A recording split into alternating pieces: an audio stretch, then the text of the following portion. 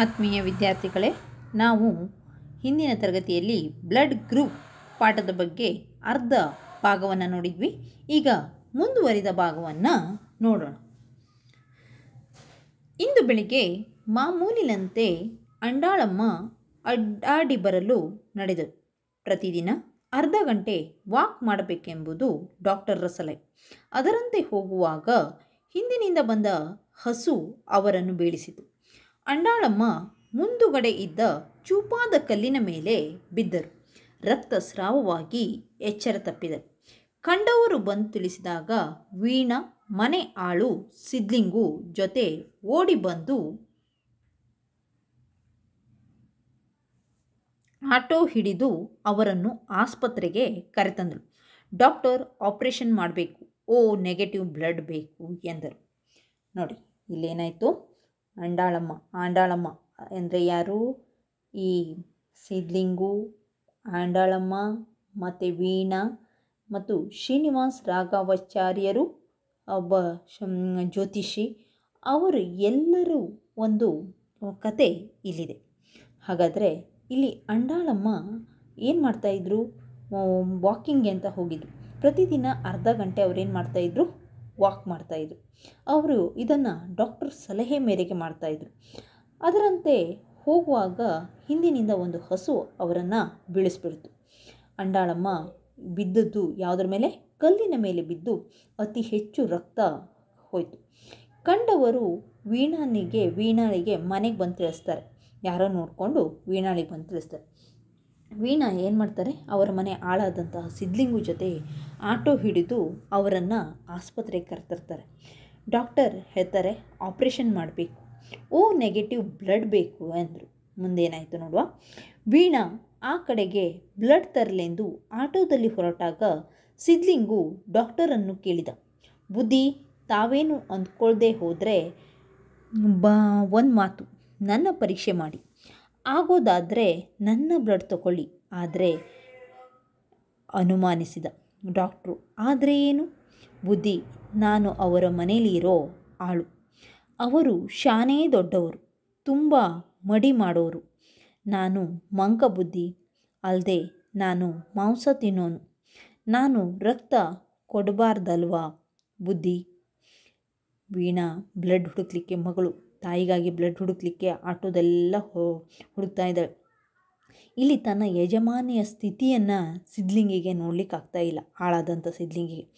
Doctor ಹತ್ರ ಹೇಳ್ತಾನೆ, ಬುದ್ಧಿ, ನೀವೇನು ಅಂದ್ಕೊಳ್ದೇ ಇದ್ದರೆ ನನ್ನ ಪರೀಕ್ಷೆ ಮಾಡಿ ನನ್ನ ಬ್ಲಡ್ ತಗೊಳ್ಳಿ ಅಂಥೇಳಿ ಅನುಮಾನ ಪಡ್ತಾನೆ ಹೇಳ್ತಾನೆ.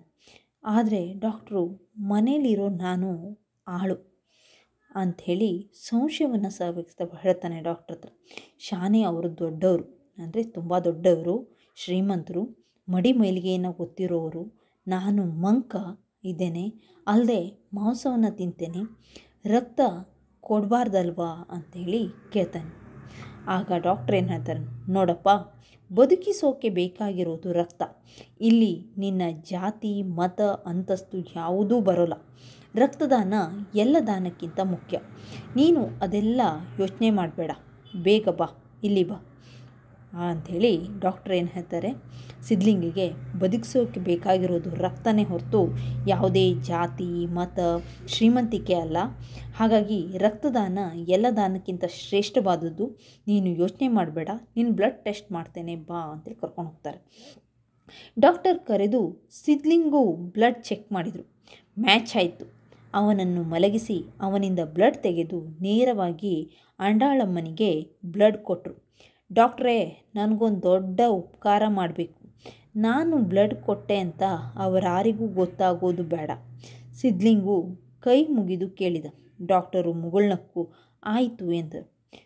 ಇಲ್ಲಿ ನೋಡಿ, ಒಬ್ಬ ಅನ್ಎಜುಕೇಟೆಡ್ ಮನೆಯ ಕೆಲಸದ ಆಳು, ಮಂಕ ಅಂತೇಳಿ ತನಗೆ ಗೊತ್ತಿದ್ರೂ ಸಹ ಆ ಡಾಕ್ಟ್ರಿಗೆ ಏನು ಹೇಳ್ತಾನೆ ಅಂತೇಳಿ. ಡಾಕ್ಟ್ರ್ ಏನು ಮಾಡ್ತಾರೆ, ಸಿದ್ಲಿಂಗು ಚೆಕ್ ಮಾಡ್ತಾರೆ, ಬ್ಲಡ್ ಚೆಕ್ ಮಾಡಿದ್ರು. ಅವನ ಬ್ಲಡ್ ಮ್ಯಾಚ್ ಆಯಿತು. ಅವನನ್ನು ಮಲಗಿಸಿ ಬ್ಲಡ್ ತೆಗೆದುಕೊಂಡ್ರು. ಅಂಡಾಳಮ್ಮನಿಗೆ ನೇರವಾಗಿ ಬ್ಲಡ್ ಕೊಟ್ಟರು. ಆದರೆ ಡಾಕ್ಟ್ರ್ ಹತ್ರ ಒಂದು ಭಾಷೆಯನ್ನು ತಗೋತಾನೆ, ಒಂದು ಮಾತನ್ನು ತೆಗೆದುಕೊತಾನೆ. ನಾನು ಬ್ಲಡ್ ಕೊಟ್ಟೆ, ಸಿದ್ಲಿಂಗು ಬ್ಲಡ್ ಕೊಟ್ಟೆ ಅಂಥೇಳಿ ಅವರಿಗೆ ಗೊತ್ತಾಗೋದು ಬೇಡ ಅಂಥೇಳಿ ಕೈ ಮುಗಿದುಕೊಳ್ತಾನೆ. ಡಾಕ್ಟರಿಗೆ ನಗು ಬಂತು. ಧಾವಿಸಿ ಬಂದ ಆಚಾರ್ಯರು ವಾರ್ಡ್ನಲ್ಲಿ ಮಲಗಿದ್ದ ಹೆಂಡತಿನ ನೋಡಿ ಕಂಗಾಲಾದರು. ಆ ವೇಳೆಗೆ ಅಲ್ಲಿಗೆ ಬಂದ ಡಾಕ್ಟರು ಏನು ಭಯವಿಲ್ಲ ಎಂದರು. ಆಚಾರ್ಯರು ಡಾಕ್ಟರಿಗೆ ಕೈ ಮುಗಿದು, ನಿಮ್ಮ ಉಪಕಾರ ನಾನು ಈ ಜನ್ಮದಲ್ಲಿ ಎಂದೂ ಮರೆಯೋಲ್ಲ ಎಂದರು. ಡಾಕ್ಟರ್, ನೋಡಿ, ನೀವು ಕೃತಜ್ಞತೆ ಹೇಳಬೇಕಾಗಿರೋದು ನಿಮ್ಮ ಆಳು ಸಿದ್ಲಿಂಗುಗೆ. ಸಿದ್ಲಿಂಗು ಮರೆಯಲ್ಲಿ ನಿಂತು ಕೈ ಮುಗಿದು ಡಾಕ್ಟರ್ಗೆ ಸನ್ನೆ ಮಾಡಿ ಹೇಳಬಾರದೆಂದ. ನೋಡಿ, ಆದರೂ ಸಹ ಡಾಕ್ಟರ್ ಹೇಳೇ ಬಿಟ್ಟರು. ಯಾರಿಗೆ? ಸಿದ್ಲಿಂಗು ಮಾಡಿದಂಥ ಉಪಕಾರವನ್ನು ಸ್ಮರಿಸಿದರು. ಆಚಾರ್ಯರು ಬಂದರು. ವಾರ್ಡ್ನಲ್ಲಿ ಮಲಗಿದಂಥ ಹೆಂಡತಿಯನ್ನು ನೋಡಿ ಕಂಗಾಲಾದರು. ಏನಾದರೂ ಸಮಸ್ಯೆ ಇದೆಯಾ ಅಂತ ಕೇಳಿದ್ರು. ಭಯ ಪಡಬೇಡಿ ಅಂತೇಳಿ ಡಾಕ್ಟರ್ ಹೇಳಿದ್ರು. ಆಗ ಡಾಕ್ಟ್ರಿಗೆ ಕೈ ಮುಗಿದು, ನಿಮ್ಮ ಉಪಕಾರ ಮಾಡಿಕೊಟ್ರಿ, ನಿಮ್ಮ ಜನ್ಮದಲ್ಲಿ ನಿಮ್ಮ ಉಪಕಾರವನ್ನು ಮರೆಯುವುದಿಲ್ಲ ಅಂತೇಳಿ ಕೃತಜ್ಞತೆ ಸಲ್ಲಿಸ್ಲಿಕ್ಕೆ ಹೋದರು. ಆಗ ಡಾಕ್ಟ್ರು ಹೇಳಿದ್ರು, ನಿಮ್ಮ ಆಳು ಸಿದ್ಲಿಂಗೆ ನಿಮಗೆ ಉಪಕಾರವನ್ನು ಸ್ಮರಿಸಿ ಅಂತೇಳಿ ಹೇಳ್ತಾರೆ. ನೀನು ಸುಮ್ಮನಿರಪ್ಪ, ಇಲ್ಲಿ ಮನುಷ್ಯತ್ವ ಮುಖ್ಯ. ಇವತ್ತು ನೀನು ಬ್ಲಡ್ ಕೊಡದೇ ಇದ್ದಿದ್ದರೆ ಇವರ ಹೆಂಡತಿ ಬದುಕುವ ಸಾಧ್ಯತೆ ಇರಲಿಲ್ಲ. ಸಿದ್ಲಿಂಗು ಹೇಳಬೇಡಿ ಅಂತೇಳಿ ಸನ್ನೆಯನ್ನು ಮಾಡ್ತಾಯಿದ್ದ ಡಾಕ್ಟ್ರಿಗೆ. ಆದರೂ ಡಾಕ್ಟ್ರು, ಸುಮ್ಮನಿರಪ್ಪ, ಮನುಷ್ಯತ್ವ ಮುಖ್ಯ, ನೀನು ಬ್ಲಡ್ ಕೊಡದೇ ಇದ್ದರೆ ಇವತ್ತು ಆಂಡಾಳಮ್ಮ ಬದುಕ್ತಾ ಇರಲಿಲ್ಲ ಅನ್ನುವಂಥ ಮಾತನ್ನು ಡಾಕ್ಟ್ರ್ ಹೇಳ್ತಾಯಿದ್ರು. ಡಾಕ್ಟ್ರ ಮಾತು ಕೇಳಿ ಆಚಾರ್ಯರು ದಂಗಾದರು. ತಮ್ಮ ಮಗ ಬೇರೆ ಜಾತಿಯವಳನ್ನು ಲಗ್ನ ಮಾಡಿಕೊಂಡ ಎಂಬ ಕಾರಣಕ್ಕೆ ಅಮೇರಿಕಾದಿಂದ ಬಂದ ಮಗನನ್ನು ಮನೆಗೆ ಕರೆಯಲು ಹಿಂದೇಟು ಹಾಕಿದ್ದರು. ಸಾವಿರಾರು ಜನರಿಗೆ ಉಪನ್ಯಾಸ ಮಾಡುವ ಅವರಿಗೆ ತಮ್ಮ ಎದುರು ಕೈ ಮುಗಿದು ನಿಂತಿದ್ದ ಸಿದ್ಲಿಂಗು ಮನುಷ್ಯತ್ವವನ್ನು ಮನವರಿಕೆ ಮಾಡಿದ್ದ. ಅವನಿಗೆ ಕಣ್ಣಲ್ಲೇ ಕೃತಜ್ಞತೆ ಹೇಳುತ್ತಿರುವಾಗ 2 ಹನಿ ನೀರು ಅವರ ಕಣ್ಣಲ್ಲಿ ಇಣುಕಿತು. ನೋಡಿ, ಡಾಕ್ಟರ್ ಮಾತು ಕೇಳಿ ಆಚಾರ್ಯರಿಗೆ ಒಂದು ಸಲ ಆಶ್ಚರ್ಯ ಆಯಿತು. ಯಾಕೆ ಅಂತಂದರೆ, ಅವ್ರ ಮಗ ಬೇರೆ ಜಾತಿಯೊಬ್ಬ ಹೆಣ್ಮಗಳನ್ನು ಮದುವೆ ಆದಾಗ ಅಮೇರಿಕಾದಿಂದ ಇಲ್ಲಿ ಬಂದಾಗ ಅವರನ್ನು ಮನೆಗೆ ಸೇರಿಸ್ತಿಲ್ಲಾಗಿದ್ರು.